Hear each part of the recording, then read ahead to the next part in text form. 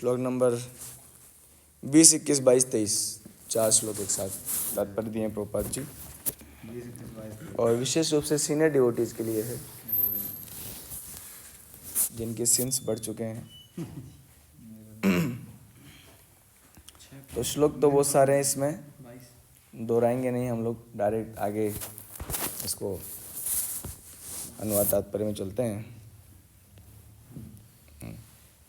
2-4 लाइनें बहुत अच्छी है इसमें। यम लब्ध्वा च परम लाभम मन्यते न अधिकम ततः यस्मिन् स्थितो न दुखेन गुणापि विचालयेत् यम तम विद्या दुख संयोगम वियोगम योग संगीतम।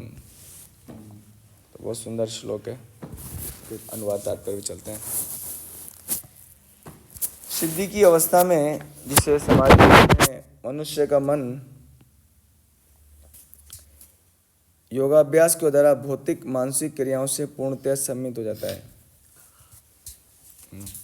योग के अभ्यास से, योग मतलब भगवान से कनेक्शन के अभ्यास से, प्रैक्टिस से क्या होता है, हमारा जो मन है ना, संयमित हो जाता है। किनसे? भौतिक मानसिक क्रियाओं से, है ना। ये आप सबका अनुभव होगा। तो कैसे पता लगता है योग का अभ्यास हुआ है? जैसे हमने जपा किया है, बेस्ट जपा किया है, अगर ये हो रहा है तो, है ना, ये बेस्ट जपा है। अगर जपा होने के बाद अगर ये नहीं हो रहा है, क्योंकि जप क्या है? भगवान से संपर्क है। भगवान और भगवान का नाम अलग अलग होता नहीं है। तो अगर हमारा हरि नाम ठीक से हो रहा है, ठीक है प्रभु, तो ये होना चाहिए फिर, है ना, पूर्णतया संयम, है ना, मानसिक क्रियाएं भौतिक। इस सिद्धि की विशेषता यह है कि मनुष्य शुद्ध मन से अपने आप को देख सकता है ना, शुद्ध मन से अपने आप को देख सकता है और अपने आप में आनंद उठा सकता है ना। किस में आनंद उठा सकता है? स्वयं में, है ना। मतलब खुद आनंदित नहीं है वो, लेकिन भगवान के संपर्क से उसको आनंद मिलता है। मतलब उसको दूसरे जीवों की आवश्यकता नहीं है, ऐसा। भगवान के संपर्क से आनंद मिल सकता है उसको। या मैं कहूँ कि दूसरे जीव मतलब भक्तों की संग की तो आवश्यकता है, लेकिन और चीज़ों की आवश्यकता नहीं होती है। उस आनंदमय अवस्था में वो दिव्य इंद्रियों द्वारा असीम दिव्य सुख में स्थित रहता है। वो जो आनंदमय अवस्था है योग के अभ्यास से, उससे इंद्रियां क्या होती है? दिव्य हो जाती हैं। एक जगह मैं प्रभुपाद जी की किताब में पढ़ रहा था कि जो प्रारंभ में हम देख सकते हैं कि सभी लोग कीर्तन में और जप में आनंद महसूस नहीं कर सकते हैं। ये भौतिक इंद्रियों के द्वारा नहीं होता है ना? किसके द्वारा नहीं होता? लेकिन ये दिव्य इंद्रियों के द्वारा होता है ना। बात कर लो बाहर से। यस, आप समझ रहे हो मेरी बात? कीर्तन में और जप में या गीता पढ़ने में या भागवत पढ़ने में या आरती में रुचि, है ना, उसमें आनंद मिलना। क्योंकि सब लोग तो आनंद के लिए ही तो भाग रहे हैं इधर उधर, सब लोग आनंद के लिए तो सब कुछ कर रहे हैं। तो आनंद उठा सकता है ना, लेकिन किससे? दिव्य इंद्रियों से। इंद्रियां होनी चाहिए दिव्य, है ना। तो जब तक इंद्रियां भौतिक रहेंगी तो वो उस आनंद को रसास्वादन नहीं कर पाएंगे वो, ऐसा। इस प्रकार स्थापित मनुष्य कभी सत्य से विपत नहीं होता, है ना। वो विपत नहीं होगा सत्य से, सत्य के मार्ग से। जो मार्ग जिस मार्ग पर चल दिया है वो भक्ति के मार्ग पर, उससे वो डाइवर्ट नहीं होगा। और इस सुख की प्राप्ति होने पर, अगर सच में उसको सुख प्राप्ति हुआ है, इसका प्रमाण क्या है कि बड़ा सा बड़ा दुख नहीं, सॉरी, इसका प्रमाण ये है, कोई लोग बोला मेरे जीवन में बहुत आनंद है ना, तो फिर उसको इसका प्रमाण क्या है? बोला आप पूछे मेरा जीवन में बहुत आनंद है, लेकिन मैं कभी कभी मूवी भी देख लेता हूँ, है ना, और मैं कभी कभी जो है क्रिकेट भी खेल लेता हूँ, मेरे जीवन में बहुत आनंद है, लेकिन मेरे साथ और भी चीज़ें हैं, है ना। तो बता रहे हैं एक्चुअली हम लोग इसलिए कर लेते हैं क्योंकि हमें उसमें भी सुख नजर आ रहा है। एक्चुअली जीव का स्वभाव क्या बताए? जीव का स्वभाव वो सच में आनंदित होना चाहता है, वो सच में सुख में, और जहाँ पर भी उसको सुख नजर आता है तो वो जाता है।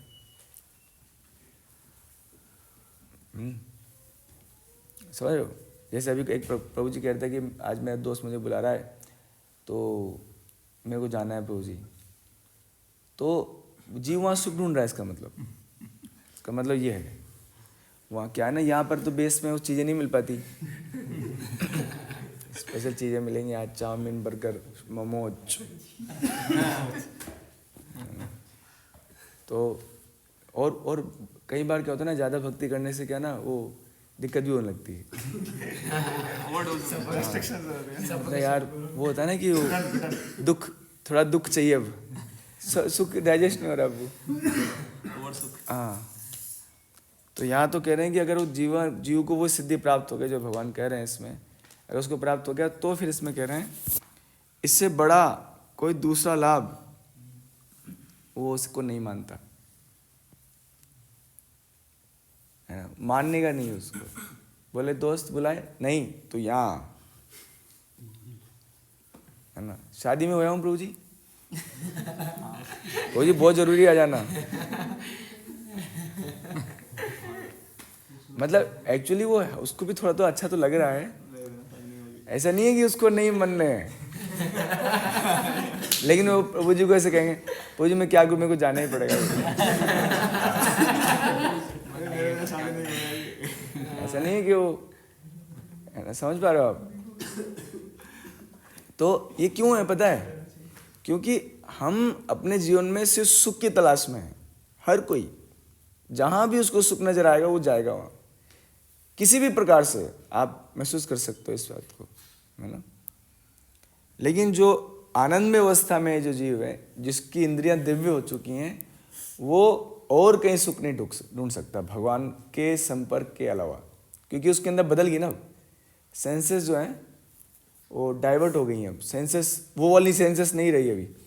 इसलिए ऐसा भी कहते हैं कि जिसको भौतिकता में सुख चाहिए, भौतिक सुखों में सुख चाहिए, उसको भक्ति मार्ग नहीं अपनाना चाहिए। अभी मैं बहुत सारी चीज़ें डायरेक्टली नहीं बोल सकता, है ना। आप बस समझो, जिसको भौतिकता में सुख चाहिए उसको भक्ति मार्ग एटलीस्ट सीरियसली तो फॉलो नहीं करना चाहिए। उसको बुला लो ये बच्चे को, हाथ नीचे बोलो, नीचे उसको ऊपर जाके सुख चाहिए पहले, क्योंकि उसको दुख का सामना करना है।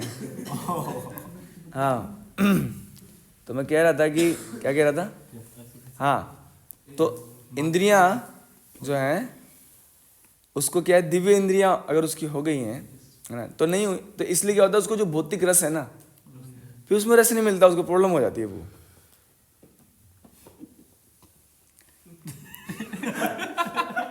ऐसा होता है, और ये एक शुभ सूचना है, क्योंकि गीता में भगवान ने बोला कि वो विषया विनिवर्तन्ते निराहारस्य देहिनः रसवर्जम रसोप्यस्य परम दृष्ट्वा निवर्तते। तो हायर टेस्ट जिसको मिल चुका है वो क्यों लोअर टेस्ट की तरफ जाएगा? और अगर लोअर टेस्ट उसको मिल भी, मजबूरी में उसको लोअर टेस्ट लेना पड़ रहा है, क्या ले लिया यार, कहाँ से मिल गया है, ऐसा मुख विकार, है ना। समझ पा रहे हो आप? तो ये बात है, इसमें बताया गया कि कोई उससे बड़ा लाभ उसको मिलता नहीं, उससे बड़ा सुख उसको मिलता नहीं है। ऐसी स्थिति को पाकर मनुष्य बड़ी से बड़ी कठिनाई से भी विचलित नहीं होता। देखो हमारे सबके जीवन में कठिनाइयाँ हैं, है ना। ऐसा नहीं है कि, क्योंकि ये जगत में कुछ ऐसा सिस्टम है प्रभु एक्चुअली शायद आप लोग इसको इसलिए भी शायद मैं सुनेंगे क्योंकि आपके पास बहुत सारी लाइफ के भी एम है। किसी को बहुत हाई जॉब पाना है, किसी को क्या करना है, किसी को क्या करना है। लेकिन जो स्पिरिचुअलिस्ट लोग होते हैं ना, वो इन चीज़ों को बहुत डीपली सोचते हैं और समझते हैं, है ना, क्योंकि उनका सब्जेक्ट मैटर यही है ना। तो कठिनाई के अलावा इधर सच में कुछ नहीं है ना। अब आप कहोगे मुझे डिवोटीज को क्या कठिनाई महसूस नहीं होती? होती, तभी तो ये श्लोक है। ऐसे भगवान ये तो कह रहे हैं कि बड़े से बड़े कठिनाई में भी वो विचलित नहीं होता। बहुत बड़ी बड़ी कठिनाई हो सकती है उसके जीवन में, बट वो विचलित नहीं होता है।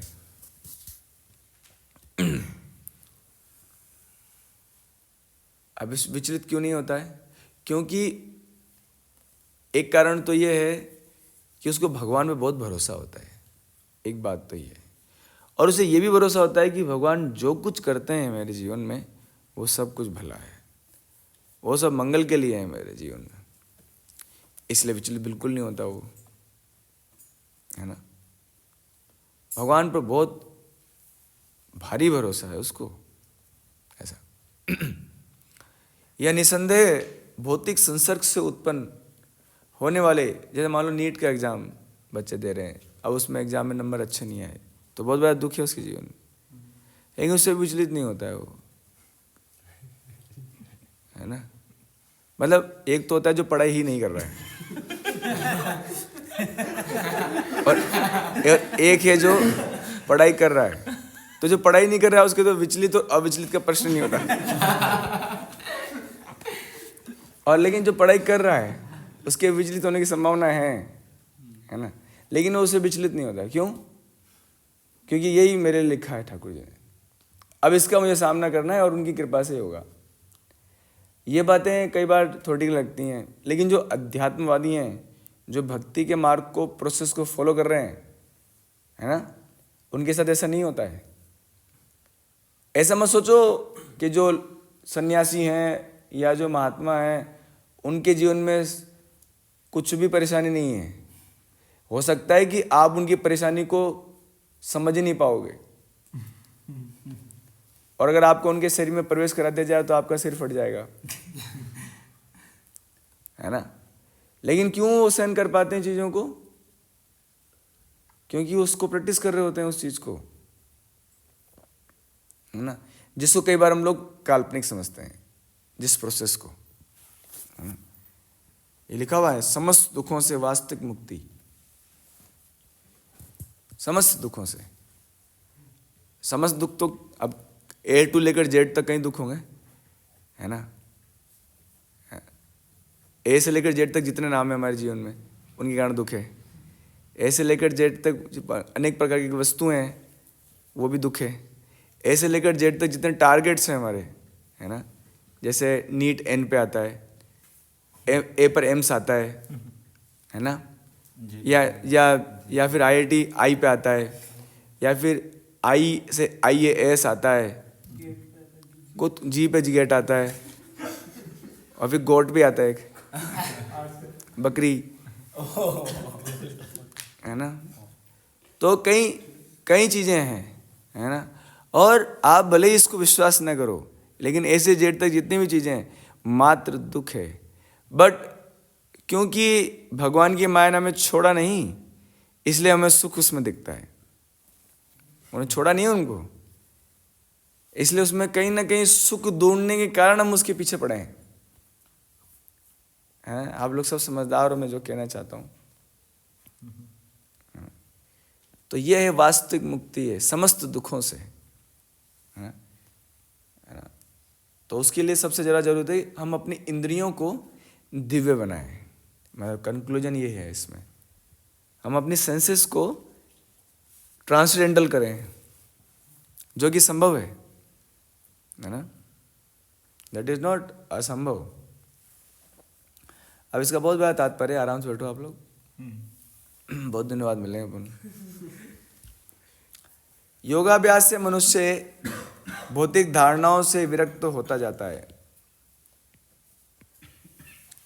भौतिक धारणाएं मतलब उसको कहते हैं, भौतिक धारणा मतलब ऐसा करना हाँ, धारणाएं सबकी पता है अलग अलग है। आपने देखा जीवन में, आप किसी से मिलो, देख मैं तो ऐसे जीता हूँ, मेरा सिद्धांत ये हाँ ये तो बहुत ज़्यादा सुना है मैंने। मेरा ये सिद्धांत है, मैं कबूतर को दाना डालता हूँ, ये मेरा सिद्धांत है बस। भगवान ने बोला है 5 मिनट में नाम ले लो। हाँ, भगवान ने बोला है। मैं आप लोग बता दे कि धारणा क्या क्या हो सकती है, आप बोलो। हाँ, कि बस भगवान को 2 अगरबत्ती घुमा दो सुबह शाम। बस भगवान तो इससे थोड़ी मानते हैं, उनको भी बहुत काम है, मेरे लिए थोड़ी बैठेंगे वो। माता पिता की सेवा करो बस यही जीवन का ये धारणा है। सुबह शाम थोड़ा बहुत भज लिया करो, 5-7 मिनट बहुत है। किसी का गलत मत करो बस। हाँ, ये पॉइंट बहुत है, ये मैक्सिमम जगह यूज किया जाता है। देखो, किसी अंडा खा लो बस, कोई गलत मत करो किसी का। अभी मेरे को रिसेंटली मिले थे, आप भी थे, कौन थे आप ही थे। अंडा खा लो, मांस खा लो, बस किसी गलत मत करो। अपना कर्म अच्छे से करो। हाँ, अपने कर्म को पूजा मान लो। कर्म अपना कर्म पूजा है। कर्म ही पूजा है। कर्म ही पूजा है। कर्म ही पूजा है। किसी का गलत मत करो। किसी का गलत मत करो, है ना, किसी का गलत मत करो। और क्या है ये नहीं बताएंगे पूरे रोज ही आए। बहुत लोगों की क्या क्या थॉट्स होते हैं, मतलब जीवन के प्रिंसिपल क्या होते हैं, आपके जीवन का सिद्धांत जीवन कैसे जीना चाहिए? और जीवन के सिद्धांत होते हैं ना। एक ही जीवन है, मजे में। हाँ, ये भी होता है, लेकिन यंग एज में होता है। मुझे 30 के बाद जो शादी हो जाती है उसकी, तब वो नहीं कर पाता है, तब उसके मजे लिए जाते हैं, वो मजे कर नहीं सकता फिर। लोग नेकी की दीवार, कपड़े दो बस, क्या? कपड़े दान कर दो लोगों को। हाँ, कपड़े दान करो। मेरा तो ये मानना है कि कर्म ही पूजा है। कर्म करो, कर्म अच्छे रखो अपने, कर्म करो। अपने कर्म अच्छे रखो, हैं, सबसे फेमस है कर्म अच्छे रखो अपने, है ना। तो वास्तविकता बात यह है कि ये जितनी भी बातें हैं ना, इसलिए जो इन बातों को नहीं मानते वो बाहर हैं गेट के, है ना। ये सब क्या है, हमारी धारणा है, और इन्हीं धारणाओं के कारण हम अपने जीवन में बहुत दुखों का सामना कर रहे हैं, ये हमको बस पता नहीं है। जितनी भी धारणाओं को लेकर हम जीवन में चल रहे हैं ना, इसी के कारण हमारे जीवन में बहुत ज़्यादा दुख है, बट वी डोंट नो, हमको पता नहीं है बस, है ना। लेकिन योग अभ्यास से, मतलब भगवान के संपर्क से, हमारी धारणाएं बदल सकती है। समझ पा रहे हो? इसमें यही बात बोल रहे हैं।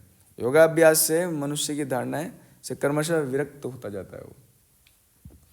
Bye practising Hari naam jap, by practising attending aarti, by practising festivals, by practising reading Gita and Bhagavatam, like that, है ना।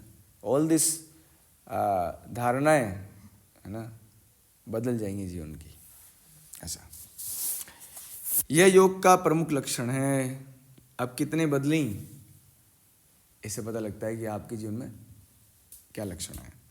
इसके बाद वो समाधि में स्थित हो जाता है, जिसका अर्थ ही होता है, अब समाधि में स्थित हो जाता है, इसका अर्थ क्या होता है कि वो दिव्य मन और बुद्धि के द्वारा, मन अब उसका भौतिक नहीं रहा, कौन सा हो गया, दिव्य, है ना। जो भौतिक जो सोच, इसीलिए एक बात और इसमें यह है कि किसी भी सीनियर या स्पिरिचुअलिस्ट पर्सन का कार्य हम अपनी दृष्टि से सोचते हैं। बहुत एडवांस डिवोटी जो कार्य कर रहा है, और एक उसी कार्य को भौतिक व्यक्ति कर रहा है, बट इसके परिणाम डिफरेंट है ना, क्योंकि इसकी कॉन्शियसनेस डिफरेंट है उस कार्य करते टाइम, और उस व्यक्ति की कॉन्शियसनेस डिफरेंट है।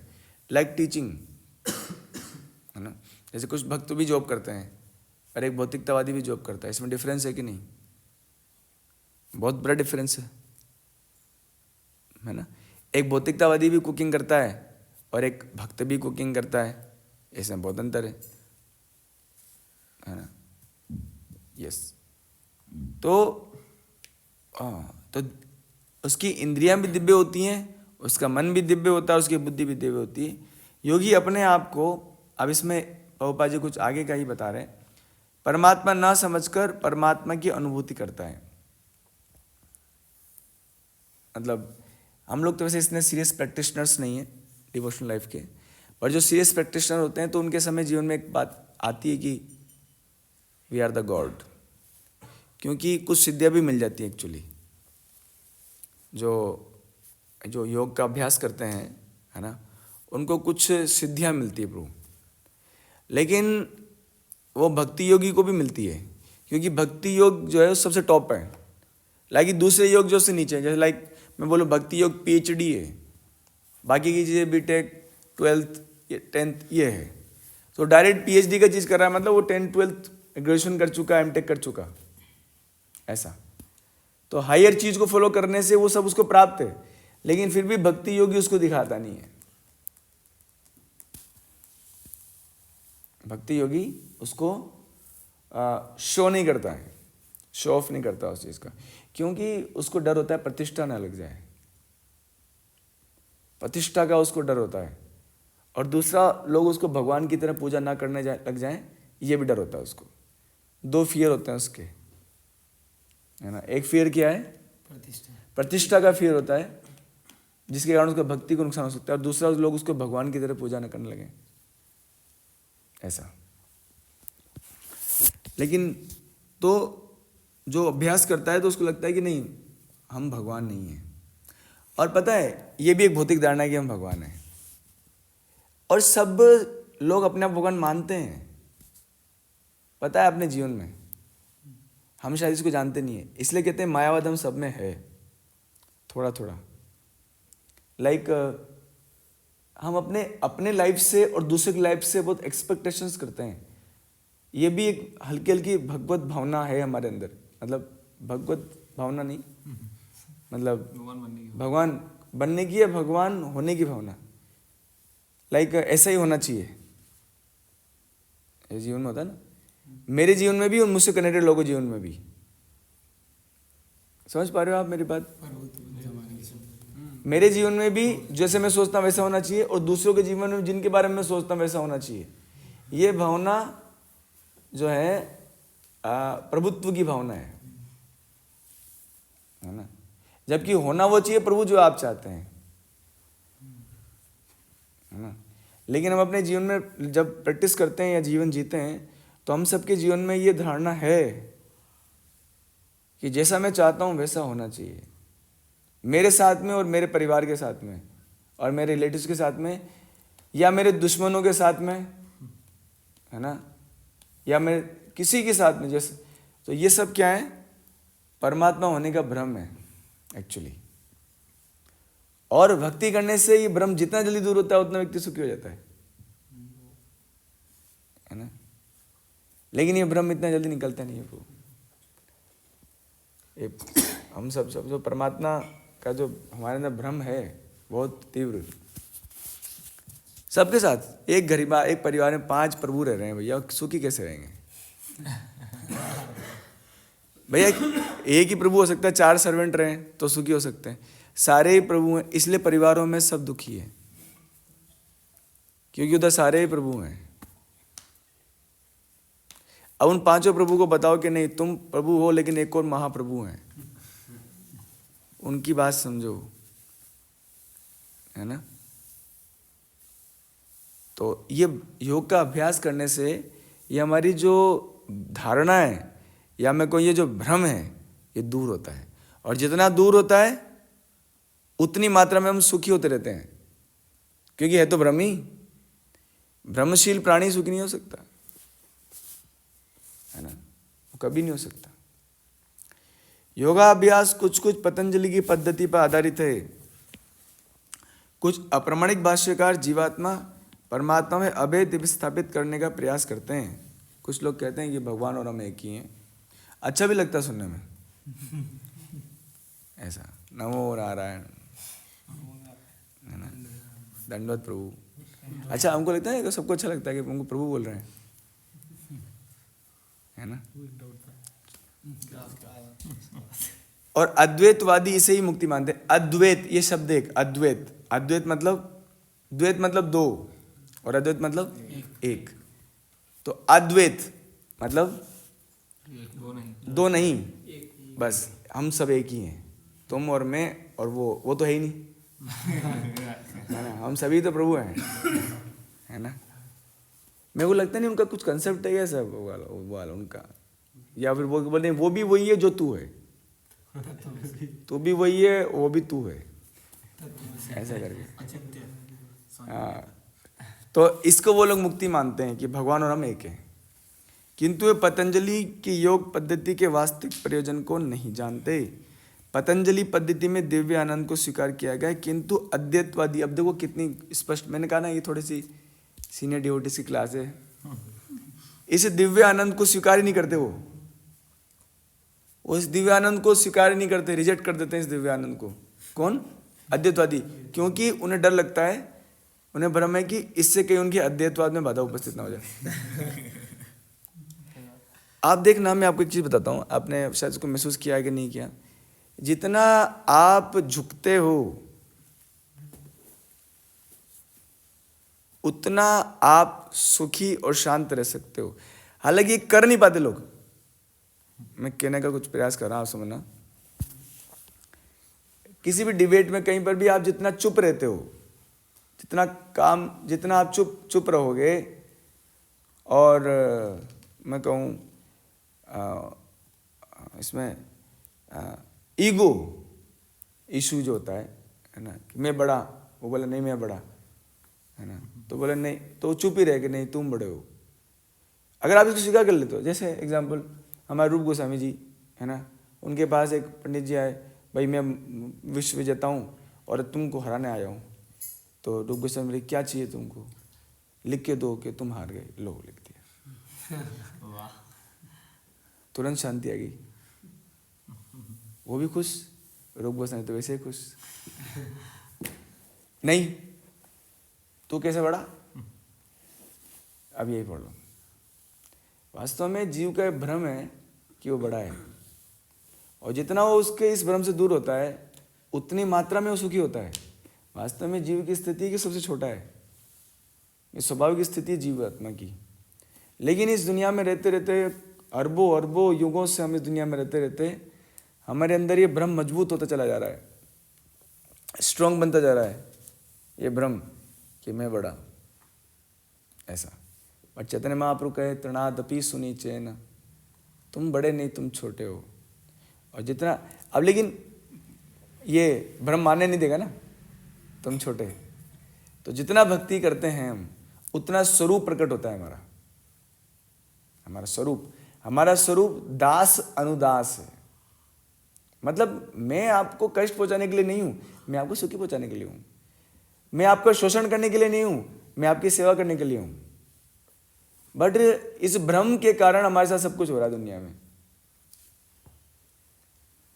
आप देख सकते हो छोटा बच्चा बड़ा सुखी रहता है, क्योंकि बहुत सारे भ्रम उसके ऊपर डाले नहीं जाते प्रकृति के द्वारा, है ना, ईर्ष्या को कहीं चीज डाली नहीं जाती उसके ऊपर, नहीं तो वो कैसे झेलेगा इन सबको, है ना। तो अद्वैतवादियों को बाधा होती है इससे। अब उसमें अहंकार में भी सुख है, उनको लगता है, व्यक्ति को लगता है कि अहंकार एक सुख है, जबकि ये भ्रम है बस। ऐसे कल का प्रोग्राम हुआ तो कोई अहंकार में कहे कि ऐसे में देखा जाए तो भाई हरि नाम ने सब कुछ किया है, सत्य तो यही है ना। लेकिन व्यक्ति भ्रम में सोचे, मुझे तो बहुत अनुभव है इस चीज का, इसलिए कोई लोग कहते हैं प्रभु जी कुछ नहीं करते हैं। हाँ, मैंने कहा मैं नाम जप करता हूँ, वही सब कुछ है ना, क्योंकि आपको ये भ्रम है कि आपके कुछ करने से हो रहा है। मुझे पता है मेरे करने से और खराब होगा, इसलिए मैं दूर ही रहता हूँ। आप बिलीव नहीं करें, कल बूंदी में प्रोग्राम, बोले आज तक का जब से बूंदी सेंटर खुला है तो आज तक का सबसे बेस्ट प्रोग्राम था, क्योंकि हम लोग वहाँ नहीं थे। मतलब मैं वहाँ नहीं था, मैं अहंकार नहीं था ना कल उधर।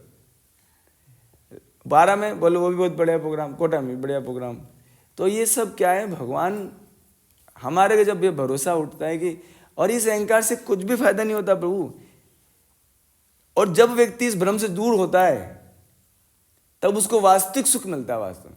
लेकिन हम चाहकर भी कैसे बाहर जाएंगे बताओ। मैं सोच लूं कि नहीं मैं अहंकार नहीं करूं, कैसे नहीं करो।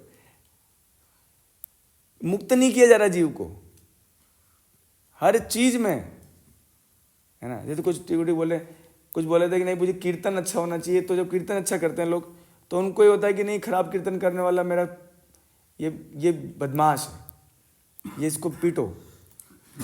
या जो डीटी वर्शिप कर, आज एक वक्त से बात है, डीटी वर्शिप करते हैं, मुझे पूछिए उस व्यक्ति से बहुत नफरत है जो डीटी वर्शिप में केयरलेसनेस करता है ना, केयरफुल नहीं है वो। मैं अच्छा मेरा प्रभु, आप जिनकी पूजा करें ना उसके हृदय में भी वही बैठे हुए हैं, बट हम ये बात भूल जाते हैं। आप जिनकी पूजा कर रहे हो ना उसके हृदय में वो प्रभु बैठे हुए हैं जिनसे आप नफरत करते हो। समझ पा रहे हो? नहीं समझ पा रहे, है ना? तो हमारे अंदर बहुत सारी अभी समस्याएं हैं हमारे हृदय में जिससे हम मुक्त नहीं हो पाए अभी तक, है ना? लेकिन इस योग के अभ्यास से या इस भक्ति के प्रोसेस से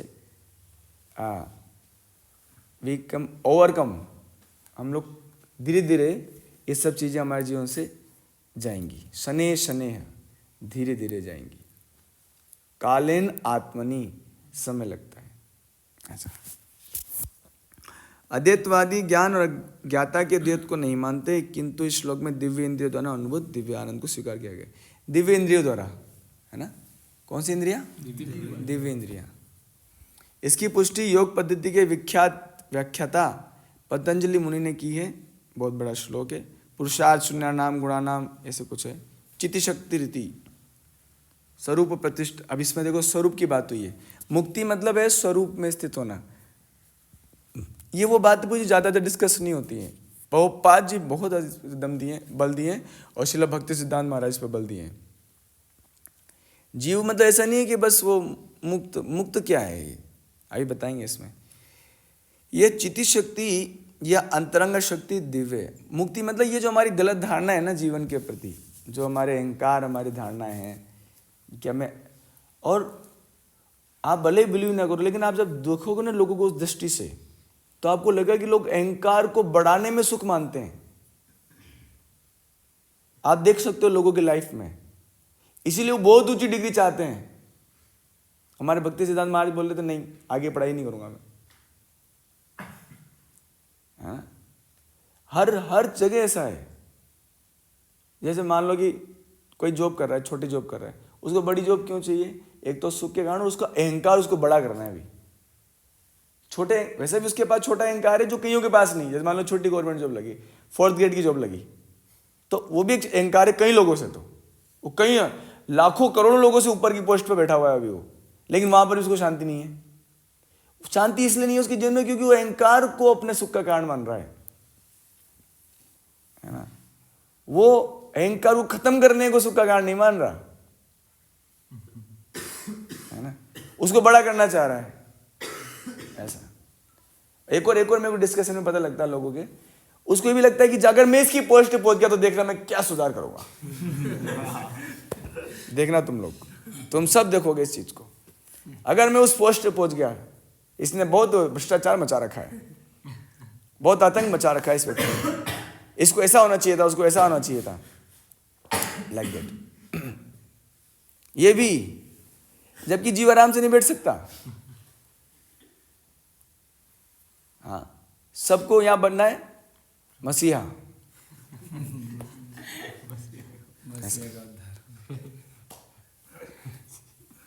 मसीहा का उद्धार हरिनाम करेगा, है ना? यह चिति शक्ति, अंतरंग शक्ति दिव्य है। पुरुषार्थ का तात्पर्य धर्म, अर्थ, काम, अंत में परब्रह्म से तदात्कार मोक्ष है। अद्वैतवादी परब्रह्म के इस तदात्म्य को केवल्यम कहते हैं, है ना? बस केवल इतना ही है, मोक्ष, बस ज्यादा नहीं। बट भक्ति योगी मोक्ष को तो देखते भी नहीं है। भक्ति योगी मोक्ष को मतलब ही नहीं रखते, जो सच्चे भक्ति योगी हैं, है ना? जैसे जो न्यू प्रैक्टिशनर है वो तो लगता है जल्दी से दे दो प्रभु, परेशान हो गया मैं तो यहाँ पर। किंतु पतंजलि के अनुसार केवल्यम वह अंतरंगा या दिव्य शक्ति है जिससे जीवात्मा अपनी स्वाभाविक स्थिति से अवगत होता है। मतलब वो मुक्ति क्या है? अपने स्वभाव को समझ लेना, बस अपने स्वरूप को समझ लेना, ये मुक्ति बताई गई। पतंजलि के अनुसार प्रभुपाद जी पतंजलि को भी मतलब रेफरेंस दिए हुए हैं यहाँ पर, है ना, कि उन्होंने भी उसको मुक्ति कहा है। जैसे हम सोचा ना मुक्ति मतलब क्या है, ब्रह्मलीन होना, ये सब, बोले नहीं, ये मुक्ति नहीं है। मुक्ति हम जो डिस्कस कर रहे हैं इन धारणाओं से मुक्त होना, है ना, वास्तव में वो मुक्ति है। और जो मुक्त हो गया तो उसको तो उसका हृदय हमेशा पुलकित रहेगा। और ऐसे पुलकित हृदय में जब भगवान के नाम का संपर्क होता है तब वो दिव्य आनंद उत्पन्न होता है। ऐसा मैं आप देखो ना, मतलब देखा जाता है कि जो लोग भौतिक चीज़ों में बहुत उलझे होते हैं उनके बीच में कभी कीर्तन करो आप, ऐसे लगता है कहाँ आ गए आप।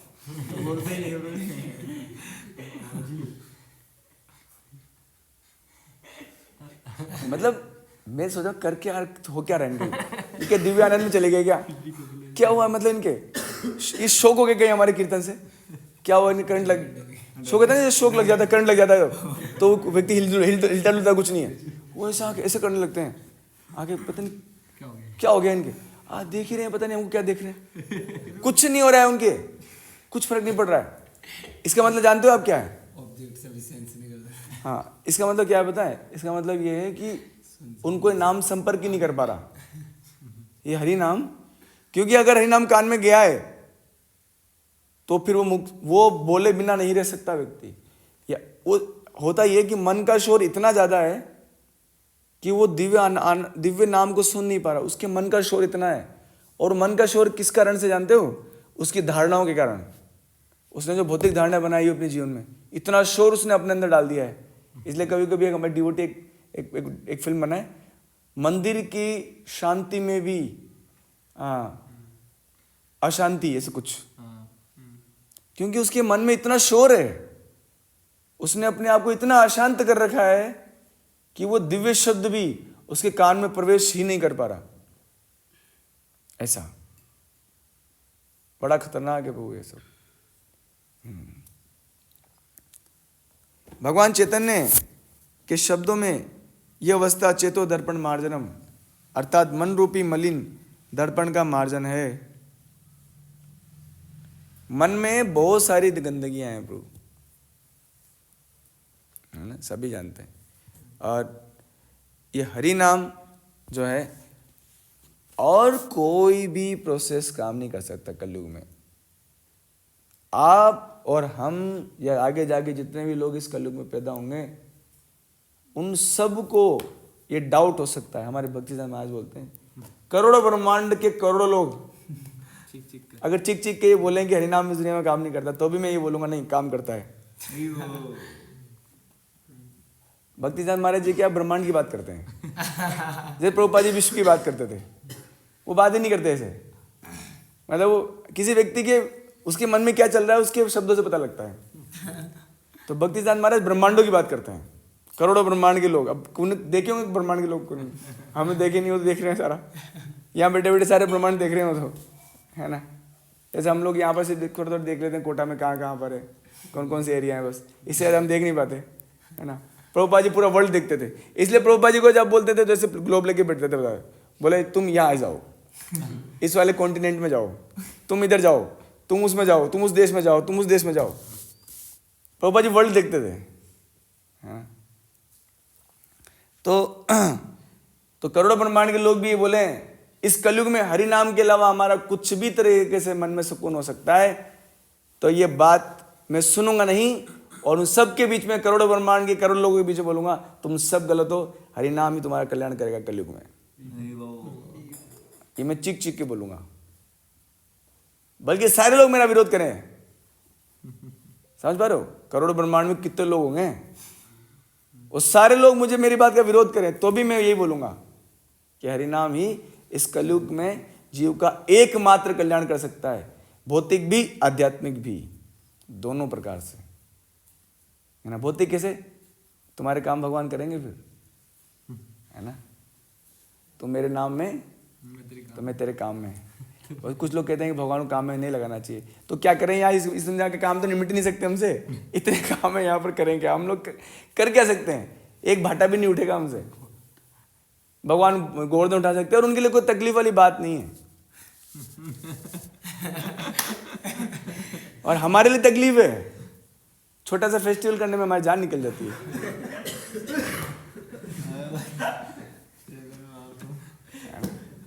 निकल जाती है हमारी जान, है ना।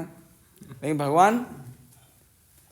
भगवान की सहायता लेना ही, ये वो ऐसा नहीं है कि नहीं यार मैं भगवान की सहायता नहीं लूंगा, ये नहीं करूंगा। महाराज बोल रहे थे ना वहाँ, ऐसा नहीं है। आप तो भगवान की सहायता के बिना तो जी भी नहीं सकते प्रभु। ये भी एक अहंकार है कि नहीं मैं नहीं लूंगा, क्योंकि मैं ही करूंगा ना, मेरे को क्रेडिट लेना है, मेरे को क्रेडिट चाहिए कि मैंने किया, इसलिए तो नहीं लेना चाह रहे भगवान से, क्योंकि भगवान को मिल जाएगा फिर तो। अरे यार तूने तो कुछ किया ही नहीं, भगवान ने कर दिया तो फिर तेरे को कुछ भी नहीं मिला, फिर क्यों फेस्टिवल ऑर्गेनाइज कराया तूने। समझ रहे हो मेरी बात आप?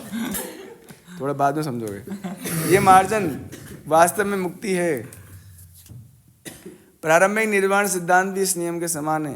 भागवत में इसे स्वरूपेण वस्थिति कहा गया। भगवत गीता के श्लोक में भी इसकी पुष्टि की हुई है। निर्वाण के बाद आध्यात्मिक कार्यकलापों की या भगवत भक्ति की अभिव्यक्ति होती है। मुक्ति के बाद, जब व्यक्ति मुक्त हो जाता है उसके बाद चालू होता है भक्ति, है ना। निर्वाण मतलब मोक्ष, जब व्यक्ति मुक्त होता है। इसलिए बोलते हैं कि भक्ति क्या है? सर्वोपाधि विनिर्मुक्तम तत्परेत्व निर्मलम ऋषिकेश ऋषिकेन सेवनम भक्ति उच्यते। भक्ति कब स्टार्ट होता है? जब व्यक्ति उपाधियों से मुक्त होता है। ये सब उपाधियां ही लेके घूम रहे हैं हम। मैं ब्रह्मचारी, मैं गृहस्थ, मैं सन्यासी, मैं ये, मैं वो, मैं ये, ऐसा। ये जब मैं का शोर बंद हो जाएगा अंदर, मैं का जो शोर है ना अंदर, बहुत शोर है अंदर, इसलिए हरिनाम सुनाई में नहीं आ रहा, है ना। चीख रहे हैं अंदर से चीजें, उपाधियां चीख रही है अंदर से, तो इसलिए अंदर जा ही नहीं रहा नाम, ऐसा। तब वास्तव में भक्ति स्टार्ट होता है। भगवत भक्ति की अभिव्यक्ति होती है, जिसे कृष्ण भावना अमृत कहते हैं। तब अमृत का आस्वादन होगा। ऐसे नहीं कि हमने बस आज माला चालू किया, अरे अमृत तो आ ही नहीं रहा। आपने तो कहा था कृष्ण भावना अमृत है, ये तो कृष्ण भावना दवाई है, ये तो कड़वापन है, ये तो एक माला करने के बाद तो मेरे को लगता है कि मेरे सांस घुट रही है, अब क्या होगा मेरा, अब तो मेरे को जाके लेटना पड़ेगा, अब मेरे घुटन हो रही है मेरे को, यार एक माला कर रहा हूँ मैं अब। ऐसा नहीं है ना। आप देख सकते हो स्टार्टिंग में सभी एक माला करते थे, लेकिन अब वो चीज़ हुई है कि, और ये यहाँ पर स्वाभाविक होता है, वो क्यों करने की इच्छा होती है? क्योंकि उसके अलावा कुछ और करने की इच्छा नहीं होती। समझ पा रहे हो मेरी बात? वो इसलिए इसकी इच्छा होती है क्योंकि उसके अलावा कुछ और करने की इच्छा नहीं होती, इसलिए उसकी इच्छा होती है। किसकी? हरि नाम जप करने की। समझ पा रहे हो कि नहीं? समझ रहे हो?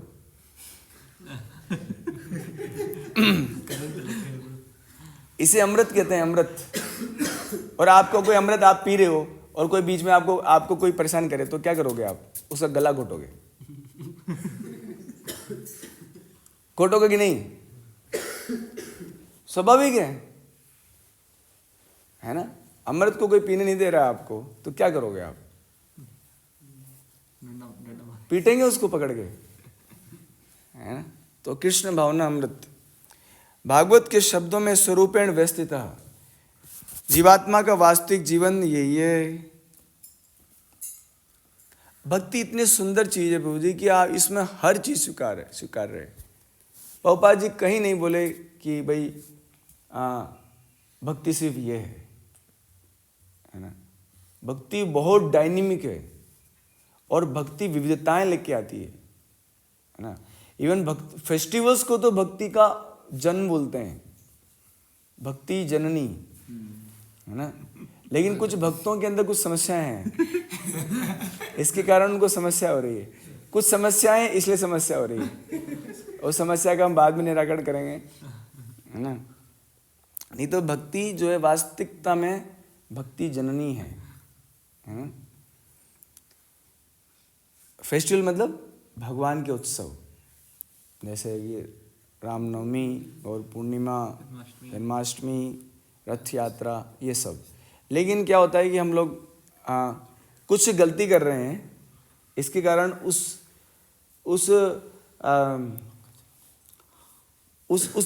फेस्टिवल की दिव्यता को हम स्पर्श नहीं कर पा रहे, ऐसा, क्योंकि हमारा ध्यान बहुत विस्तृत है, ये उधर इधर उधर इधर उधर उधर बहुत ज़्यादा।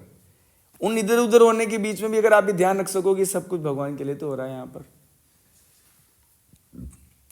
तो फिर आप एक बोलते ना वो श्लोक है गीता में कि वैसायिकात्मिका बुद्धि इका इह कुरुनंदना, नहीं तो बहुशाखाई अनंतास, बहुत सारी अनंत शाखाओं में आप उलझ जाओगे, है ना। भौतिक दूषण से आध्यात्मिक जीवन के कलयुग में सुक्त होने की अवस्था माया है।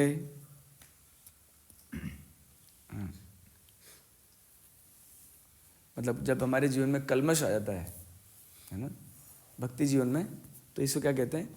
माया कहते हैं। यानी कि हमारा भक्ति करते करते जब परेशानी होती है भक्ति में, तो वो माया के कारण है। इस भौतिक दूषण से मुक्ति का अभिप्राय जीवात्मा की मूल स्थिति का विनाश नहीं है। जैसे कुछ लोग कहते हैं कि भाई अगर जब मुक्त हो जाएंगे हम तो बस हमारा अस्तित्व खत्म, अस्तित्व खत्म तुम्हारा। ऐसा होता है ना, भक्ति करने के बाद क्या होगा, अगर भगवान मिल गए तो क्या होगा, बस क्या होगा, क्या तुम लीन हो जाओगे भगवान में। अगर तुम्हें भगवान मिल गए तुम्हारा क्या होगा? नहीं, भगवान मिल जाएंगे तो भगवान बोलेंगे सेवा करो, है ना। कितनी बार तो भगवान मिले हैं। ध्रुव महाराज को मिलने क्या बोला? जाओ राज्य करो, शासन करो, है ना। प्रहलाद महाराज को मिले, जाओ शासन करो, है ना। तो शासन करने की इच्छा भी हो तो पहले भगवान को पाओ, फिर करेंगे शासन, है ना। पतंजलि की इसकी पुष्टि शब्दों से करते हैं, ये बहुत बड़ा श्लोक है। यह चित्त शक्ति या दिव्य आनंद ही वास्तविक जीवन है। यह चित्त शक्ति योग का परम लक्ष्य और भक्ति योग द्वारा सरलता से प्राप्त किया जा सकता है। भक्ति योग का विस्तृत वर्णन 7वें अध्याय में किया जाएगा। अभी भैया बहुत है तो 2 पार्ट में, ठीक है, कल करते हैं इसको, ये बहुत बड़ा है ना। वैसे मैंने कुछ चीज़ ना अंडरलाइन कर रखी है, उसको पढ़ लूँ क्या? वो ज़्यादा सही है ना। कुछ अंडरलाइन कर रखा है मैंने, वो पढ़ लेता हूँ, कंप्लीट हो जाएगा। हाँ रुको, डिवोटीज बैठे हैं अभी, रुको। संसारी आनंद से कोई संबंध नहीं रहता, क्योंकि इसमें मनुष्य इंद्रियों से प्राप्त होने वाले सभी सुखों से परे हो जाता है। जब व्यक्ति भक्ति करता है तो उसको क्या होता है, इस संसार के जो सुख है उससे इसका संबंध कट जाता है, कट हो जाता है उसका संबंध, है ना। क्यों? क्योंकि उसकी इंद्रियां दिव्य हो जाती हैं, है ना। इसलिए भी उसको भौतिक चीज़ों में रस नहीं मिलता, ऐसा। योगी होकर भी यदि कोई व्यक्ति मैथुन और मादक द्रव्य सेवन अनुरक्त होता है तो उपहासजनक है। यहाँ तक कि योग सिद्धियों के प्रति भी आकृष्ट हो, तो योग भक्ति करते हैं तो कई योग की सिद्धियाँ मिलती हैं, तो उन योग सिद्धियों में अगर मन लग गया, ये भी उपहासजनक है। एक कृष्ण भावना व्यक्ति अपने धर्म में इतना सुखी होता है कि किसी अन्य सुख की आकांक्षा ही नहीं रहती उसको। मतलब उसको इतना सुख है उसके जीवन में। कभी लोग बोलते नहीं यार अब क्या करते हो आप लोग दिन भर, माला ही करते हो क्या? क्या है, ढोल मंजीरे पीटते हो आप? क्या करते क्या हो आप लोग? क्या करते हो? इनको लगता है ऐसे लोगों को कि कुछ करना ही बहुत बड़ी काम है ना। लोगों को क्या लगता है, बाहर लोग, कई बार लोग मुझसे ही पूछते हैं, मैं कोई आप क्या करते हो? मैं कहते हो मेरे को देख के नहीं लग रहा मैं कुछ नहीं करता।